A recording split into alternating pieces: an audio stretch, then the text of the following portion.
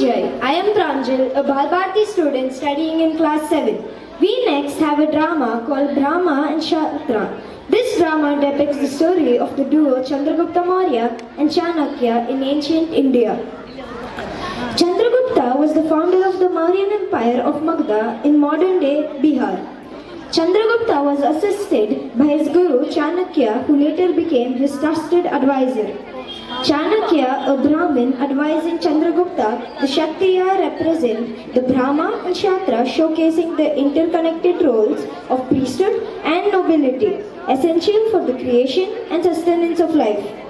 This concept from Dharma Shastra emphasizes the importance of the union between these elemental forces, highlighting their roles in maintaining balance and order within the society. Let us now take a look at the life of this great Guru and a glorious Raja. Through a Kannada skit, Brahma and Kshatriya, enacted by our Balbharti students on the stage. Gautam uncle will do Patra Parichaya at the end of the play.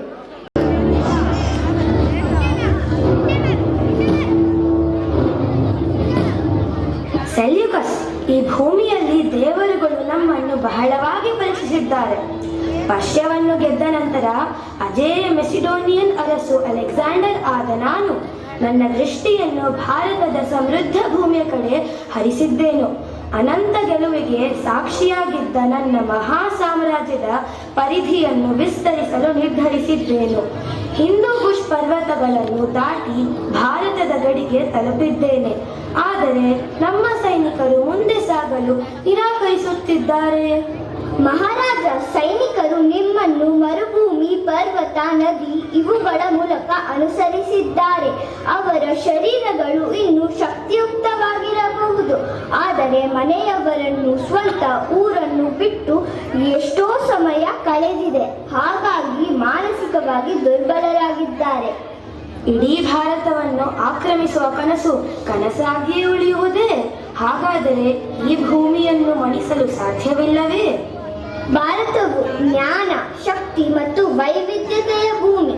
ಇಲ್ಲಿರುವವರನ್ನು ಮಣಿಸಲು ಯೋಚಿಸುವ ಮೊದಲು ಅವರ ಮನಸ್ಸನ್ನು ಅರ್ಥ ಮಾಡಿಕೊಳ್ಳಬೇಕು ದೊರೆ. ನನ್ನ ಸೈನಿಕರು ಮುಂದೆ ಸಾಗಲು ಒಪ್ಪುತ್ತಿಲ್ಲ.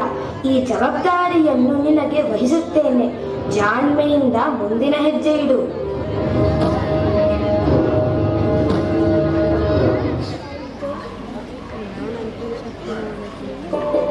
ಈ ಎಲ್ಲಾ ಘಟನಾವಳಿಗಳನ್ನು ಗಮನಿಸುತ್ತಿದ್ದವರಲ್ಲಿ ಅಪಾರ ಬುದ್ಧಿಮತೆ ಮತ್ತು ದೂರದೃಷ್ಟಿಯುಳ್ಳ ಒಬ್ಬ ಮಹಾನ್ ಚಿಂತಕರಿದ್ದನು. ಅವರೇ ಚಾಣಕ್ಯ. ಭಾರತದ ಸಾಮ್ರಾಜ್ಯಗಳ ಅಖಂಡತೆಯ ಕೊರತೆಯನ್ನು ಕಣ್ಣಾರ ಕಂಡ ಚಾಣಕ್ಯರು ವಿದೇಶಿ ಆಕ್ರಮಣಕಾರರಿಂದ ಉಂಟಾಗಬಹುದಾದ ಅಪಾಯವನ್ನು ಮುಂಚಿತವಾಗಿಯೇ ಅರ್ಥ ಮಾಡಿಕೊಂಡಿದ್ದರು. ಮುಂದೇನಾಯಿತು? ಬನ್ನಿ ನೋಡೋಣ. ಮಗಧ ದೇಶ, ಪಾಟಲಿಪುತ್ರ ರಾಜಧಾನಿ, ಧನಾನಂದನ ಆಸ್ಥಾನ.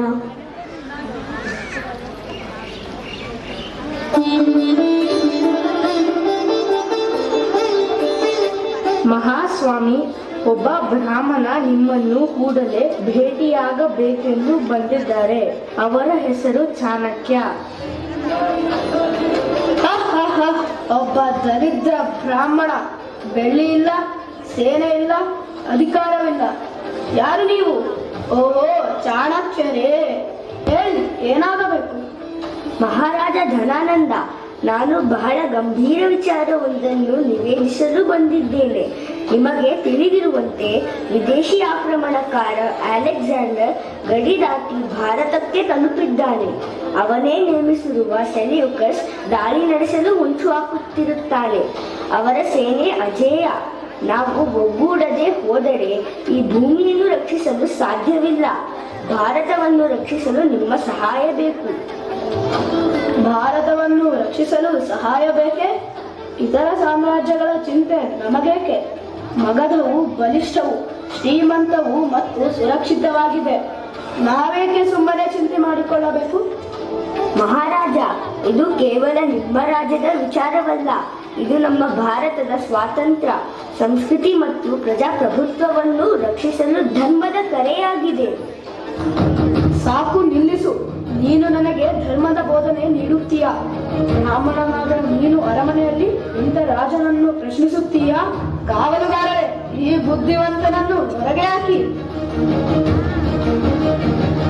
ಮಹಾರಾಜ, ಅಹಂಕಾರ ಯಾರಿಗೂ ಒಳ್ಳೆಯದಲ್ಲ. ನಿಮ್ಮ ಈ ಗರ್ವವೇ ನಿಮ್ಮ ಕುಸಿತಕ್ಕೆ ಕಾರಣವಾಗಲಿದೆ. ನೀವು ಈ ಸಿಂಹಾಸನಕ್ಕೆ ಯೋಗ್ಯರಲ್ಲ. ನಿಮ್ಮನ್ನು ಕೆಳಗಿಳಿಸದೆ ಬಿಡುವುದಿಲ್ಲ. ಅದು ನೆರವೇರುವ ತನಕ ಈ ನನ್ನ ಶಿಖೆಯನ್ನು ಕಟ್ಟುವುದಿಲ್ಲ. ಈ ಸಿಂಹಾಸನಕ್ಕೆ ತಕ್ಕ ವೀರನನ್ನು, ಏಕತೆ, ಬುದ್ಧಿವಂತಿಕೆ ಮತ್ತು ಧರ್ಮವನ್ನು ಗೌರವಿಸುವ ನಾಯಕನನ್ನ ಇಲ್ಲಿ ಕೂರಿಸುತ್ತೇನೆ.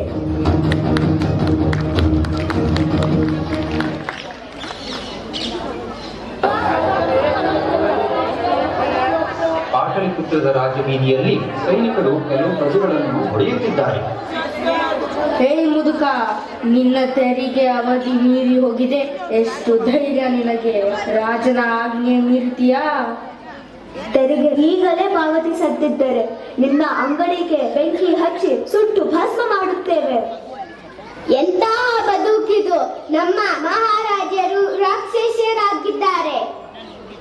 ಕಾಪಾಡಬೇಕಾದ ದೊರೆ ಕೊಲ್ಲಲು ಸೈನಿಕರನ್ನು ಕಳಿಸಿದ್ದಾರಲ್ಲ, ಇನ್ಯಾವ ಗತಿ ನಮಗೆ? ನ್ಯಾಯದಲ್ಲಿದೆ, ಕರುಣೆಯಲ್ಲಿದೆ. ಹೀಗೆ ಸೈನಿಕರು ಪ್ರತಿ ಬಾರಿ ಬಂದು ನಮ್ಮನ್ನು ಹಿಂಡಿ ಇಷ್ಟೊಂದು ತೆರಿಗೆ ಸುಲಿದುಕೊಂಡು ಹೋಗುತ್ತಿದ್ದಾರೆ. ರಾಜನಾಸಿಗೆ ವಿದ್ಯೆ ಇಲ್ಲವೇ? ನಮ್ಮ ಮಗರ ರಾಜ್ಯದ ಕೆಲಸ ನಡೆಸಲು ನಾವೆಲ್ಲರೂ ಸರಿಯಾಗಿ ತೆರಿಗೆ ಪಾವತಿಸಬೇಕು. ಅದು ಪ್ರತಿಯೊಬ್ಬ ಪ್ರಜೆಯ ಕರ್ತವ್ಯ. ಆದರೆ ಮಹಾರಾಜರು ಖಜಾನೆ ತುಂಬಿಸುವ ಅತಿ ಆಸೆಯಿಂದ ಹಾಗೆ ಅನ್ಯಾಯ ಮಾಡಬಾರದು ಅಲ್ಲವೇ? ಬಾಯಿ ಮುಚ್ಚಿ. ನಿಮ್ಮ ತೆರಿಗೆಯು ಬಾಕಿ ಇದೆ. ಈ ಕೂಡಲೇ ಅದನ್ನು ಕೊಡದಿದ್ದರೆ ಇಬ್ಬರನ್ನು ಕೊಂದು ಬಿಡುತ್ತೇವೆ. ದೇವರೇ, ರಾಜನಿಗೆ ಬುದ್ಧಿ ಹೇಳುವವರು ಯಾರು? ಬೇಲಿಯ ಎದ್ದು ಹೊಲ ಮೇಯುತ್ತಿದೆಯಲ್ಲ. ಮಹಾರಾಜಕ್ಕೆ ನಮ್ಮ ಶಾಪ ತಟ್ಟರೆ ಬಿಡುವುದಿಲ್ಲ. ಹೌದು, ಇಂತಹ ರಾಜನು ನಾಶವಾಗಲಿ. ಇಲ್ಲಿ ಚಾಣಕ್ಯರು ಅರಮನೆಯಿಂದ ಹೊರಗೆ ಬರುತ್ತಾರೆ. ಅಲ್ಲಿ ನಡೆದ ಅವಮಾನ, ಅನ್ಯಾಯದಿಂದ ಬಹಳ ಕೋಪಗೊಂಡಿದ್ದಾರೆ.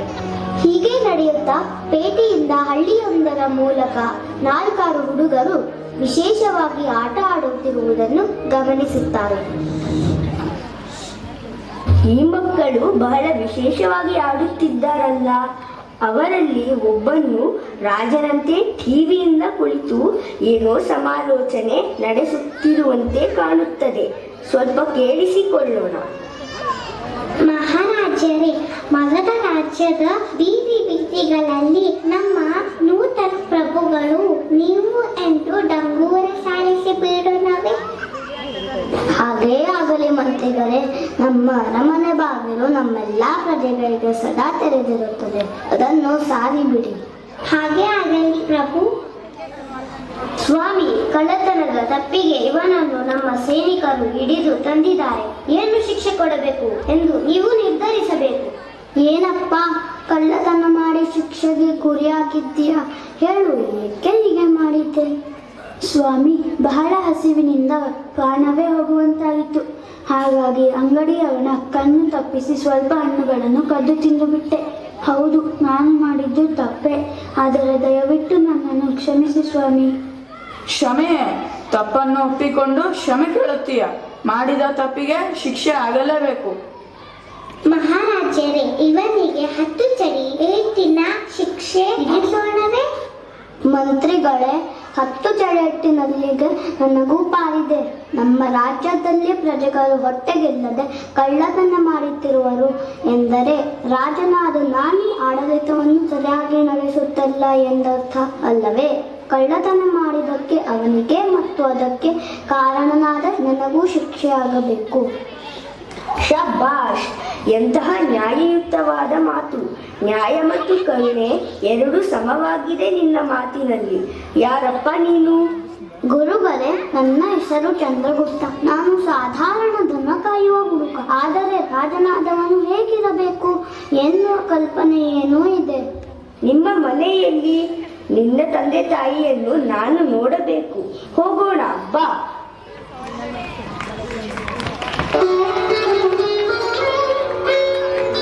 ಹಳ್ಳಿಯ ಸಾಧಾರಣ ಮನೆ. ಚಂದ್ರಗುಪ್ತನ ತಾಯಿ ಗೃಹ ಕಾರ್ಯದಲ್ಲಿ ತೊಡಗಿದ್ದಾಳೆ. ಬಾಗಿಲ ಬಳಿ ಚಾಣಕ್ಯರು ಚಂದ್ರಗುಪ್ತನ ಜೊತೆ ಬಂದು ನಿಲ್ಲುವರು. ಇದನ್ನು ಉದ್ದಟತನ ಎಂದು ತಿಳಿಯಬೇಡಿ ತಾಯಿ. ಯಾರೋ ಅಪರಿಚಿತ ಬ್ರಾಹ್ಮಣ ಹೀಗೆ ಹೇಳುತ್ತಿದ್ದಾನಲ್ಲ ಎಂದು ಅನುಮಾನಿಸಬೇಡಿ. ನಿಮ್ಮ ಮಗ ಸಾಧಾರಣ ಬಾಲಕನಲ್ಲ, ಅಪರಿಮಿತವಾದ ಬುದ್ಧಿ ಶಕ್ತಿ ಅವನಲ್ಲಿದೆ. ಗುರುಗಳೇ, ಹೇಳಿ, ಅಪ್ಪಣೆ ಕೊಡಿ, ನಾವೇನು ಮಾಡಬೇಕು? ನಾನಿವನನ್ನು ತಕ್ಷಶಿಲೆಗೆ ಕರೆದುಕೊಂಡು ಹೋಗಲು ಇಚ್ಛಿಸುತ್ತೇನೆ. ಅಲ್ಲಿ ಅವನು ರಾಜ್ಯೋಪಾದಿಯಾಗಿ ನಾಯಕತ್ವ, ಯುದ್ಧಕಲೆ, ಶಾಸ್ತ್ರ, ಪುರಾಣ, ಆಡಳಿತ ಇವೆಲ್ಲವರಲ್ಲೂ ತರಬೇತಿ ಪಡೆಯುತ್ತಾನೆ. ಅವನು ಒಬ್ಬ ಮಹಾನ್ ನಾಯಕನಾಗುವ ಸಮಯ ಬರಲಿದೆ. ಅವನ ಮಾರ್ಗದರ್ಶನಕ್ಕಾಗಿ ನಾನು ಜೊತೆಯಲ್ಲಿಯೇ ಇರುತ್ತೇನೆ. ನಿಮ್ಮ ಇಚ್ಛೆ, ನಂಬಿಕೆ ದೃಢವಾಗಿದೆ. ನನ್ನ ಮಗನು ಈ ಮಣ್ಣಿನ ಸೇವೆ ಮಾಡಲು ಯೋಗ್ಯನಾಗುವುದಾದರೆ ಅದಕ್ಕೆ ನಾನು ಅಡ್ಡಿಯಾಗುವುದಿಲ್ಲ. ಅವನನ್ನು ಹರಿಸಿ ಕಳುಹಿಸುತ್ತೇನೆ. ಅಖಂಡ ಭಾರತದ ರಕ್ಷಕನಾಗಲಿದ್ದಾನೆ ನಿಮ್ಮ ಮಗ ಚಂದ್ರಗುಪ್ತ. ಸಂತೋಷವಾಗಿ ಕಳುಹಿಸಿಕೊಡಿ.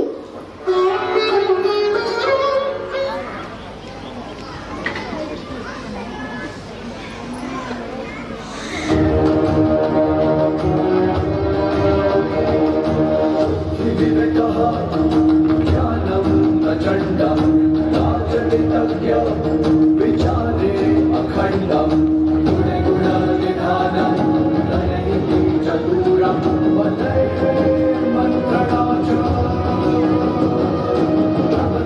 प्रकाशम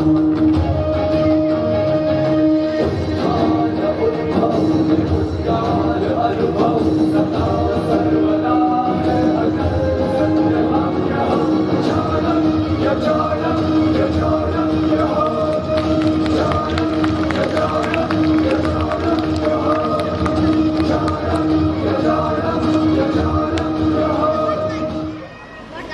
ಚಾಣಕ್ಯರು ತಾವು ಅಂದುಕೊಂಡಂತೆ ಚಂದ್ರಗುಪ್ತನನ್ನು ಎಲ್ಲಾ ರೀತಿಯಿಂದಲೂ ಸಶಕ್ತನಾಗಲು ಮಾರ್ಗದರ್ಶನ ನೀಡಿ ಅವರದೇ ಒಂದು ತಂಡವನ್ನು ಕಾಡಿನ ಜನರ ಸಹಾಯ ಪಡೆದು ರಚಿಸಿ ಪಾಟಲಿಪುತ್ರದ ಮೇಲೆ ದಾಳಿ ಮಾಡುತ್ತಾರೆ.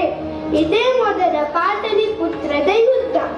ಆದರೆ ಈ ಯುದ್ಧದಲ್ಲಿ ಧನಾನಂದನ ಸೈನ್ಯ ಗೆದ್ದು ಇವರು ಸೋಲನ್ನು ಅನುಭವಿಸುತ್ತಾರೆ. ಸೈನಿಕರಿಂದ ತಪ್ಪಿಸಿಕೊಂಡು ತಲೆಮೆರೆಸಿಕೊಂಡು ಪಾಟಲಿಪುತ್ರದ ಪೇಟೆ ಬೀದಿಯಲ್ಲಿ ತಾವು ಎಲ್ಲಿ ಎಡವಿದೆವೆಂದು ಚಾಣಕ್ಯ ಮತ್ತು ಚಂದ್ರಗುಪ್ತ ಯೋಚಿಸುತ್ತಾ ನಡೆಯುತ್ತಾರೆ.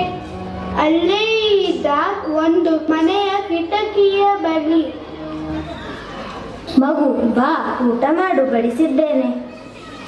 ಅಯ್ಯೋ ಅಮ್ಮ, ನನ್ನ ಕೈ ಸುಟ್ಟು ಹೋಯಿತು.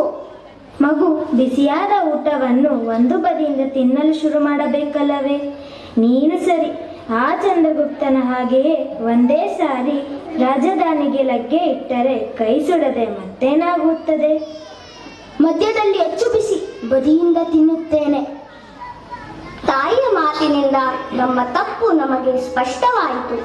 ಭಾರತದ ಸಣ್ಣ ಪುಟ್ಟ ಸಾಮ್ರಾಜ್ಯಗಳನ್ನು ನಾವು ಮೊದಲು ಒಗ್ಗೂಡಿಸಿಕೊಂಡು ಅದರ ಸಹಾಯದಿಂದ ಮಗಧವನ್ನು ಗೆಲ್ಲಬೇಕು. ಹೌದು ಗುರುಗಳೇ, ಮಗಧ ರಾಜನನ್ನು ಎದುರಿಸಲು ಮೊದಲು ನಾವು ನಮ್ಮ ಬಲವನ್ನು ಹೆಚ್ಚಿಸಿಕೊಳ್ಳಬೇಕು. ಹೀಗೆ ಚಂದ್ರಗುಪ್ತ ಒಂದರ ನಂತರ ಒಂದರಂತೆ ಹಿಮಾಲಯದಿಂದ ಹಿಡಿದು ವಿಂಧ್ಯ ಪರ್ವತವರೆಗೂ ಸಣ್ಣ ಪುಟ್ಟ ರಾಜ್ಯಗಳನ್ನು ಗೆಲ್ಲುತ್ತಾ ತನ್ನ ಸೈನ್ಯವನ್ನು, ರಾಜ್ಯದ ಪರಿಧಿಯನ್ನು ಹೆಚ್ಚಿಸಿಕೊಳ್ಳುತ್ತಾ ಬರುತ್ತಾನೆ. ಹಿಮಕೂಟದ ರಾಜನಾದ ಪರ್ವತಾಕನ ಬಳಿ ಸಹಾಯ ಪಡೆಯುವ ಆಲೋಚನೆಯಿಂದ ಆತನ ಆಸ್ಥಾನಕ್ಕೆ ಬರುತ್ತಾನೆ.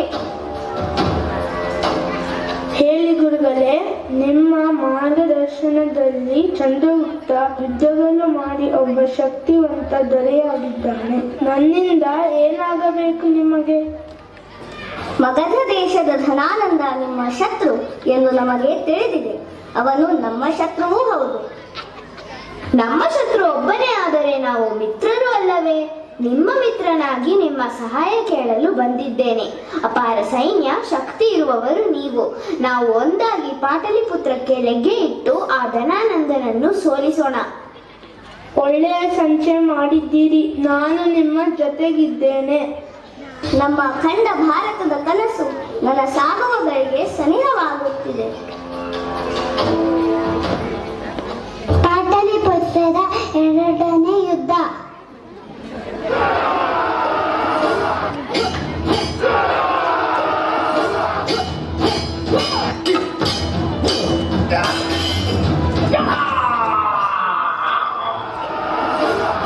ಚಂದ್ರಗುಪ್ತ ಮೌರ್ಯ ಧನಾನಂದನನ್ನು ಯುದ್ಧದಲ್ಲಿ ಕೊಂದು ಜಯಶಾಲಿ ಆಗುತ್ತಾನೆ. ಯತೋ ಯತ ಸಮೀಹಸೆ ತತೋ ಅಭಯಂ ಕುರು ಶಮ್ನ ಕುರು ಪ್ರಜಾಭ್ಯೋ ಭಯಂ ನ ಪಶುಭ್ಯಃ ಸುಶಾಂತಿರ್ಭವತು. ಸಾಮ್ರಾಟ್ ಚಂದ್ರಗುಪ್ತ ಮೌರ್ಯರಿಗೆ ಜಯವಾಗಲಿ! ಸಾಮ್ರಾಟ್ ಚಂದ್ರಗುಪ್ತ ಮೌರ್ಯರಿಗೆ ಜಯವಾಗಲಿ!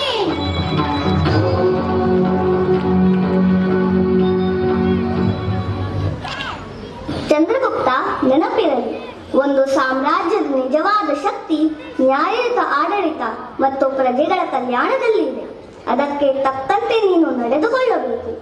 ನಿಮ್ಮ ಮಾತನ್ನು ನಾನು ಸದಾ ಗೌರವಿಸುತ್ತೇನೆ ಗುರುಗಳೇ. ಈ ಮೌರ್ಯ ಸಾಮ್ರಾಜ್ಯವು ನಿಮ್ಮ ಆಸೆಯಂತೆ ಬೆಳಗಲಿದೆ. ನಿಮ್ಮ ದೂರದೃಷ್ಟಿ ಮತ್ತು ಬುದ್ಧಿವಂತಿಕೆಯಿಂದ ಈ ಮೌರ್ಯ ಸಾಮ್ರಾಜ್ಯವು ಸ್ಥಾಪನೆಯಾಗಿದೆ. ಮುಂಬರುವ ಪೀಳಿಗೆಗಳಿಗೆ ಇದು ಮಾದರಿಯಾಗಲಿದೆ.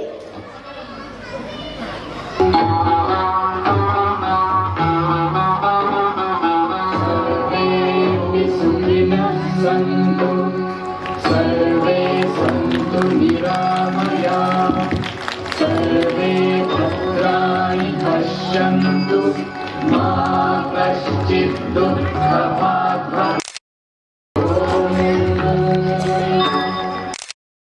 ನಮಸ್ಕಾರ ಎಲ್ಲರಿಗೂ. ಈಗ ಪಾತ್ರ ಪರಿಚಯ ಮಾಡಿಕೊಳ್ಳಲಿದ್ದೇನೆ. ಅಲೆಕ್ಸಾಂಡರ್ ಸುರಭಿ, ಸೆಲ್ಯೂಕಸ್ ವಿನಿಶಾ, ಧನಾನಂದ ಸುಮನ್ಯು, ಸೇನಾಧಿಪತಿ 1 ನಿಶಾಂತ್, ಸೇನಾಧಿಪತಿ 2 ಹೇತಲ್, ಚಾಣಕ್ಯ, ಅಭಿಜ್ಞಾನ್ ಮತ್ತು ಅನಯ್. ಪ್ರಜೆ 1 ಮಾನಸ, ಪ್ರಜೆ 2 ಅಮೂಲ್ಯ, ಪ್ರಜೆ 3 ಸುಮಧ್ವ, ಪ್ರಜೆ 4 ಇಂಚನ, ಪ್ರಜೆ 5 ಧ್ಯಾನ್ವಿ, ಪ್ರಜೆ 6 ತೇಜ್, ಪ್ರಜೆ 7 ಆದ್ಯ, ಪ್ರಜೆ 8 Shweta,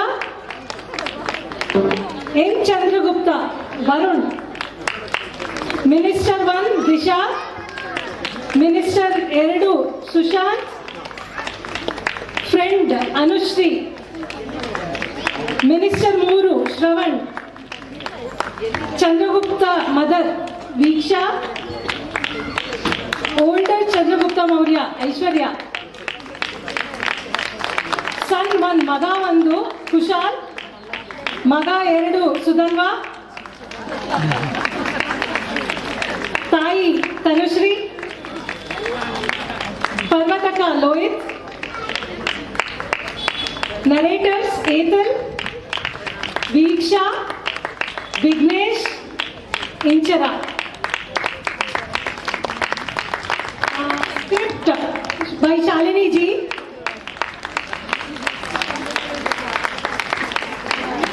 And here we have got multi-talented Gautam ji as director, audio recording and skit Sahayaka, Vaishnavi ji, Jigyasa ji, Deepa, myself. Thank you.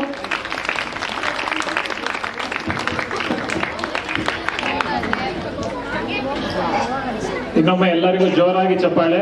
Chandragupta Maurya ನಾಟಕ ಮಾಡಿದ ಮಕ್ಕಳಿಗೆ, ಹಾಗೇನೆ ಅವರ ಟೀಚರ್ಸ್ ಆದ ಗೌತಮ್ ಜಿ, ದೀಪಾ ಜಿ ಹಾಗೂ ಜಿಜ್ಞಾಸಾ ಜಿ ಅವರಿಗೂ ಧನ್ಯವಾದಗಳು.